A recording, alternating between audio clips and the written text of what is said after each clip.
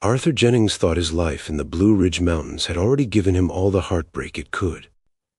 A widower living with his spoiled orange Maine Coon, Princess, he went to the forest just to escape the suffocating silence of his empty house.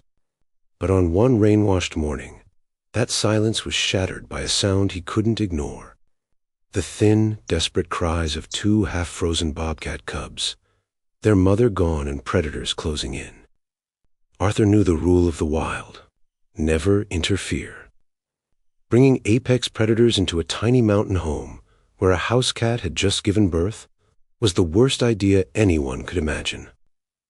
Could a pampered pet really become a mother to the wild?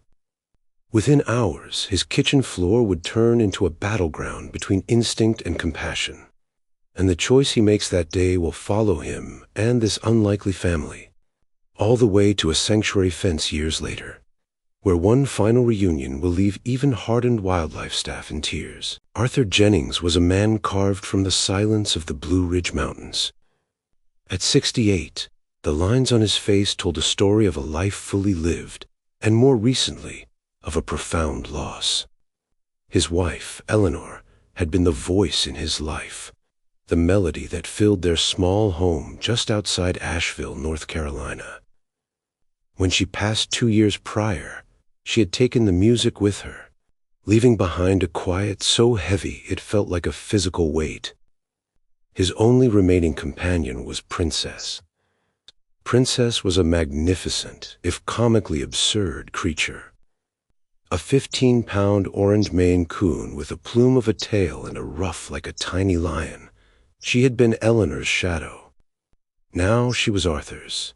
She was a demanding, regal, and deeply affectionate creature, and she was, to Arthur's mild bewilderment, very, very pregnant. To escape the crushing stillness of the house, Arthur drove. He drove up the winding roads into the Pisgah National Forest, where the ancient rolling mountains were a balm. He'd park his old Ford pickup, pack his gear, and walk until the noise of the highway was replaced by the rustle of hickory leaves and the snap of a twig. It was on one such trip, in the cusp of late spring, that the silence was broken. The day was dazzlingly clear, the kind of piercing, bright blue morning that only follows a hard overnight rain. The air was scrubbed clean, and the sun cast warm, sharp-edged shadows through the hickories. Arthur was enjoying his second cup of coffee by a scenic overlook, feeling a rare moment of peace when he heard it. A high-pitched, desperate mewing. It wasn't a bird. It wasn't a squirrel. It sounded like a kitten, but thinner, threaded with a panic that cut through the sound of the breeze. He followed the sound, pushing through soaking rhododendron branches, his heart pounding with a sudden, illogical dread. He found the den under a tangle of roots from an upturned oak. It was more of a shallow scrape than a den, and inside, 2 tiny spotted creatures were piled together, soaked and shivering. They were no kittens. Their ears had the telltale tufts, their paws already too large for their tiny bodies. Bobcat cubs. He looked around, scanning the woods for any sign of a mother. A fallen tree nearby had fresh, angry claw marks, and not far from it, the distinct, unsettling tracks of a coyote pack, washed out but still visible. A story of a violent defense, and a losing one, was written in the mud.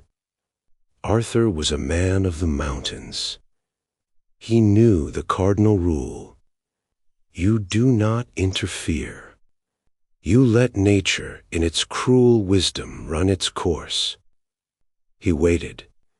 He waited through the bright, warm day, his coffee long since cold. He scanned the woods, moving in a wide circle, looking for any sign of the mother's return.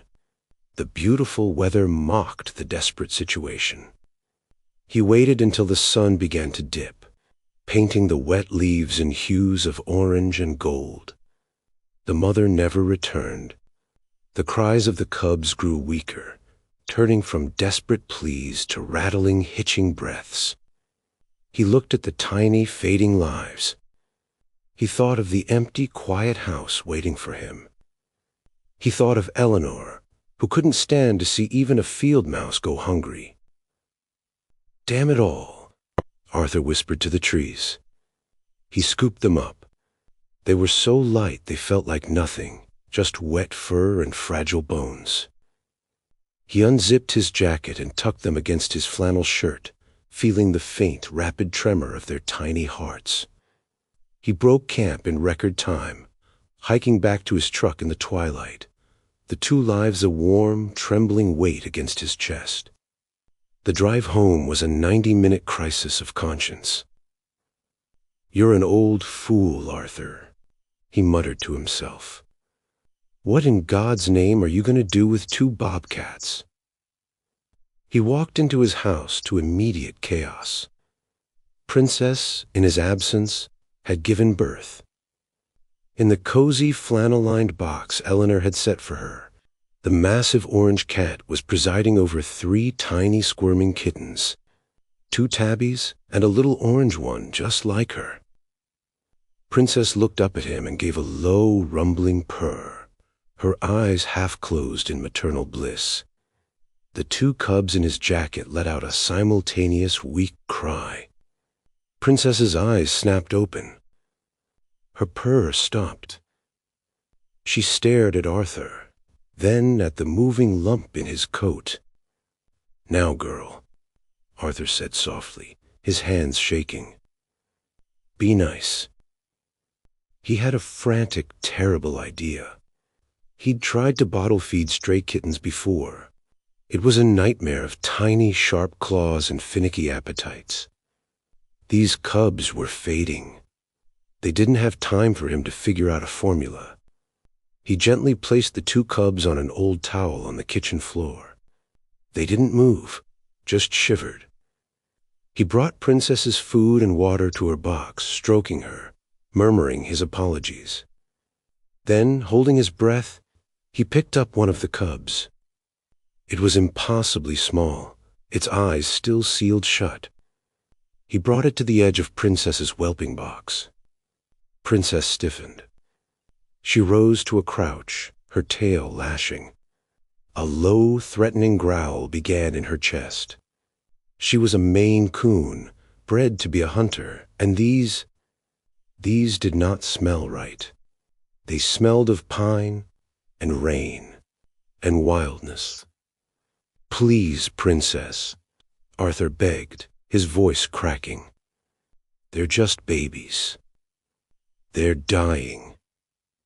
The cub, sensing the warmth of the other kittens, let out one more feeble murrow, and the growl in Princess's chest changed. It softened, confusing her. The sound had been a distress call, and her entire body, flooded with the hormones of motherhood, was screaming at her to answer it. She stared at the cub. She stared at Arthur. Then she let out a low, questioning chuff. She leaned forward, sniffing the spotted, shivering thing. She nudged it with her nose. Arthur, barely breathing, placed the cub just inside the box. Princess watched it. Then, with a sigh so human it startled Arthur, she reached out, hooked the cub with one massive white-mitted paw, and dragged it against her belly. She began to lick it, a rough, vigorous, all-encompassing bath. She licked it until it stopped shivering and, guided by instinct, nuzzled against her and latched on. Arthur's knees felt weak. He retrieved the second cub, placed it in the box, and watched the same miracle happen. Princess adopted it without a second thought, nudging it into place alongside her own biological kittens. Within 5 minutes, 5 kittens were nursing in a row. 2 were sleek and tiny tabbies. 1 was a tiny orange puffball, and 2 were spotted, tuft-eared, and utterly alien. Princess, the 15-pound queen of the house, lay on her side, purring like a V8 engine, and began to wash the head of a baby bobcat. "Arthur, you're out of your mind." Dr. Miller, the town's no-nonsense veterinarian, stood in Arthur's living room, his arms crossed. "I'm legally obligated to tell you to call wildlife and fisheries. This is a terrible idea. They're wild animals. What happens when they're not babies? What happens when they realize your other cats aren't siblings but prey?" "Look at them," Arthur said simply. Dr. Miller looked. It was 3 weeks later. In the middle of the living room floor, Princess was laying on her back, a look of profound exhaustion and bliss on her face. Her 3 kittens were pouncing on her tail. The 2 bobcat cubs, now named Smokey and Bandit, were twice the size of their adopted siblings and engaged in a clumsy, ridiculous wrestling match. As they watched, Bandit got a little too rough, using his disproportionately large paws to bat at the little orange kitten. Princess, without even lifting her head, snaked out a paw and delivered a swat to Bandit's head that was so fast it was a blur. It wasn't hard, but it was firm. Bandit let out a squeak of surprise and immediately backed off, lowering his head in submission. Princess then grabbed him, pulled him close, and started grooming his tufted ears so aggressively he fell over. Dr. Miller was speechless. "Well, I'll be," he finally said, rubbing his chin. "She's teaching them. She's actually teaching them. Manners." The unlikely family became a local legend. Arthur, a quiet man, was suddenly the center of attention. The bobcat kittens were a phenomenon. As they grew, the size difference became comical, then alarming. By 6 months, Smokey and Bandit were 30 pounds of lean muscle, while their siblings were still a respectable but normal 7. They dwarfed their mother. Yet the hierarchy was never in question. Princess was, and always would be, the matriarch. She had taught them the rules of the house. Rule 1. No claws on the furniture, a rule she enforced on the bobcats more than her own. Rule 2. Play wrestling must be gentle. Rule 3. Everyone gets groomed, whether they like it or not. The most bizarre and touching ritual was the play hunt. Princess would stalk her own kittens in the living room, a slow, patient hunt that ended in a playful pounce. She tried it with Smokey and Bandit. The bobcats, natural-born hunters, were baffled. This was not how you hunt. So, they taught her. They would hide behind the sofa, their spotted coats perfect camouflage, and ambush her. But the killer instinct that should have been razor-sharp had been softened by Princess's maternal care. Their ambushes were clumsy. Their pounces were soft-pawed. They were treating their mother like one of their own. It was Arthur's granddaughter who took the photo. She had come to visit, her jaw dropping at the scene. She snapped a picture on her phone. Princess, the huge orange queen, was asleep in her armchair.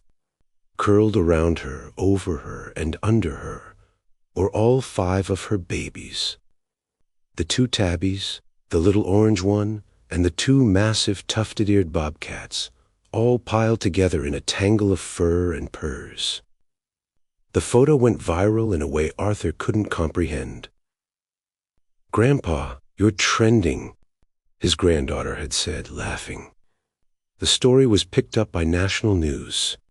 Mother cat adopts bobcat cubs. The world fell in love with Princess and her strange, wild children. But Dr. Miller's warning echoed in Arthur's head. What happens when they're not babies? By a year old, Smokey and Bandit were 50 pounds each. They were no longer clumsy. They moved with a silent, powerful grace. The playfights were starting to look less like play. They had, on 3 separate occasions, brought Arthur a gift from the backyard, a squirrel, a gopher, and, distressingly, a neighbor's prize-winning chicken that they laid at Princess's feet.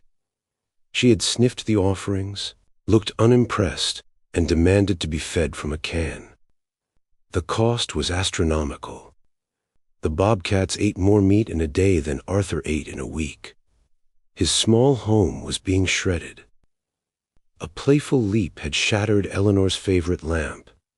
The hardest part was the sound. One evening, a stray tomcat had wandered into the yard. Before Arthur could even open the door, Smokey and Bandit were at the window. They didn't hiss. They let out a low, guttural, terrifying snarl that was pure apex predator. Princess, startled by the sound from her own kittens, had hissed at them. The family was fracturing. Arthur knew. He cried as he made the call. The Appalachian Wildlife Reserve was a top-tier sanctuary, 100 acres of fenced-in natural habitat. They had heard of Arthur and Princess. They agreed to take Smokey and Bandit, to give them a life where they could be what they were meant to be. The day of the transfer was the worst day of Arthur's life since he'd lost Eleanor. The director, a kind woman named Sarah, came with a team. Smokey and Bandit, sensing the strangers, were wary. They hid behind Arthur's recliner. It was Princess who coaxed them out. She walked over, chuffed at them, and started grooming Smokey's head. Reassured, the two Bobcats followed her into the living room, where the team was able to safely sedate them for the journey. The last thing Arthur saw was the two magnificent animals, asleep in their crates. Princess sat by the door, watching the van drive away until it was just a speck. That night, for the first time in a year, Arthur's house was silent again. Princess wandered from room to room, making a low, mournful sound, a cry of a mother looking for her children. Arthur sat in his armchair, his face in his hands, and wept. Years passed. Life, as it does, went on. Arthur's granddaughter went to college. The other kittens grew into lazy, happy house cats. The viral fame faded, leaving Arthur and Princess to their quiet life.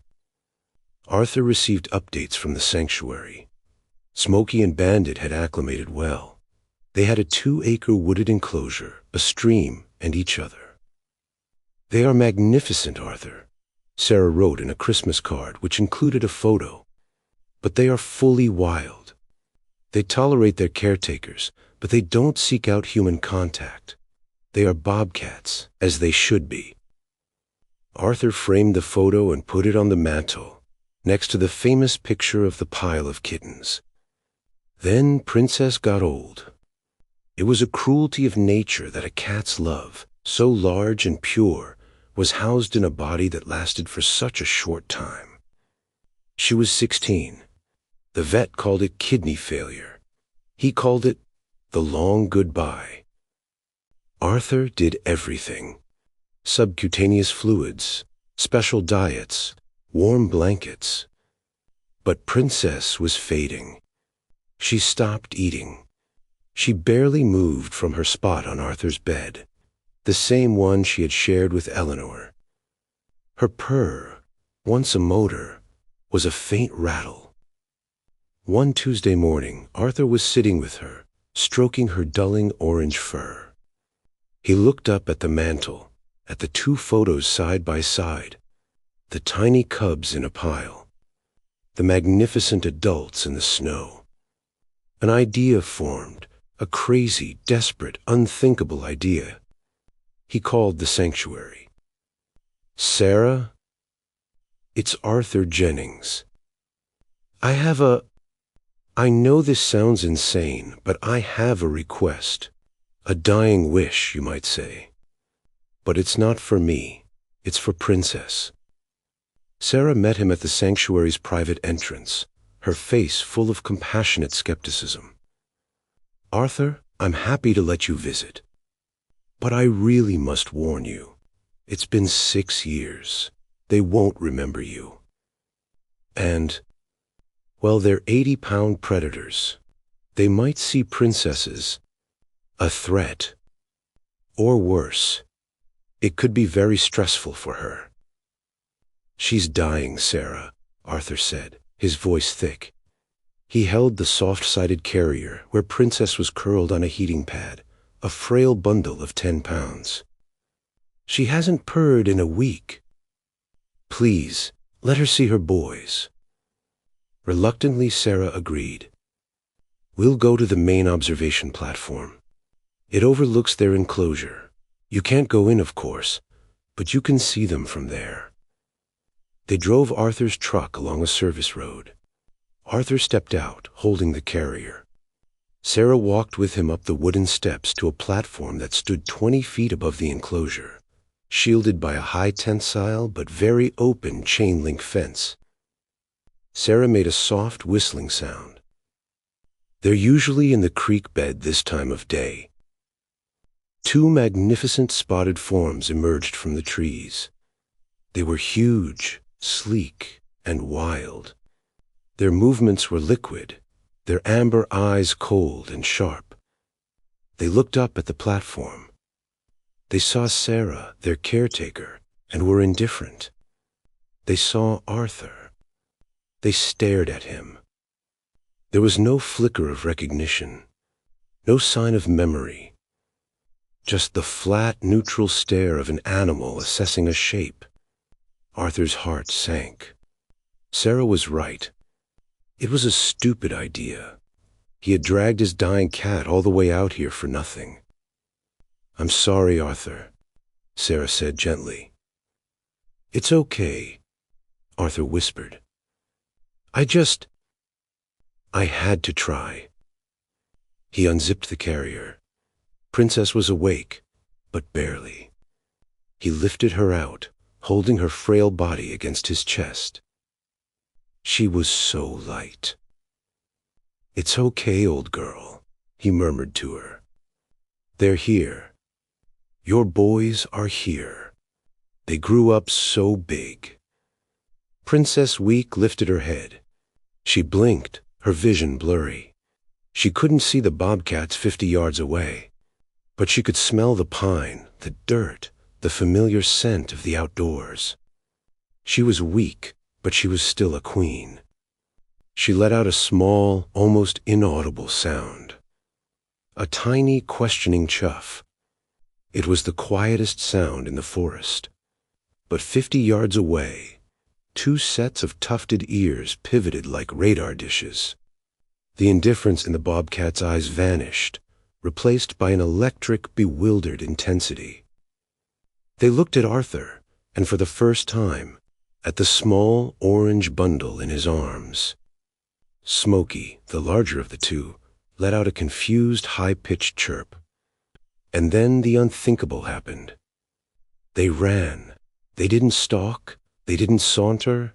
They galloped across their enclosure, kicking up dirt, their powerful muscles bunched.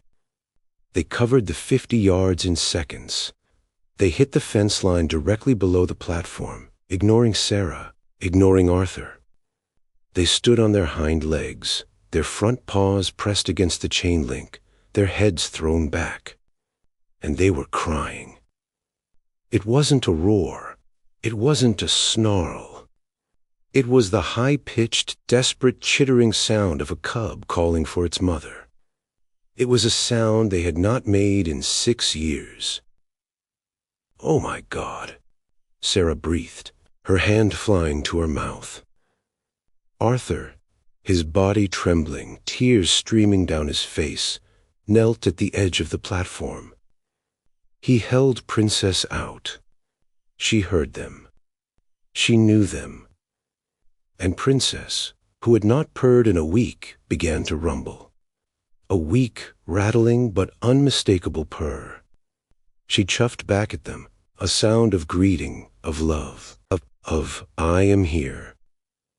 The 2 80-pound Bobcats whimpered. They rubbed their heads against the fence, jostling for position, desperate to get closer. Lower, Sarah whispered, her own eyes full of tears.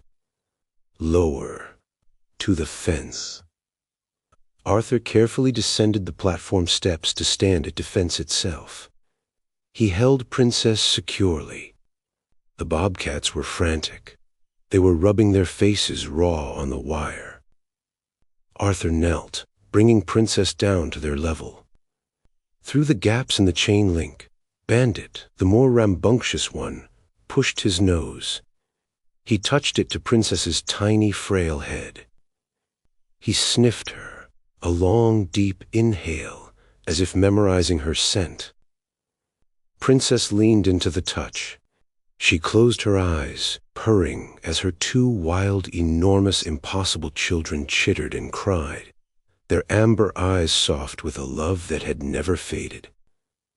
They stayed like that for almost an hour, Arthur's knees aching on the hard ground, his heart so full it felt like it would burst. The two Bobcats never left the fence. They simply laid down, their paws tucked, and watched her, a silent vigil. Finally, a chill set in. Arthur knew it was time. "We have to go, girl," he whispered. He stood up.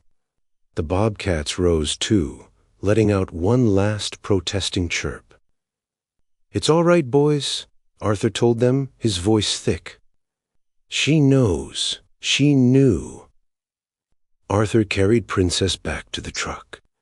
She was asleep, but her purr was still rumbling, soft and steady. She passed away 2 days later, not in a sterile vet's office, but in her own bed, curled on Eleanor's pillow, at peace. Arthur's house was quiet again, but the silence was different. It was no longer heavy and empty.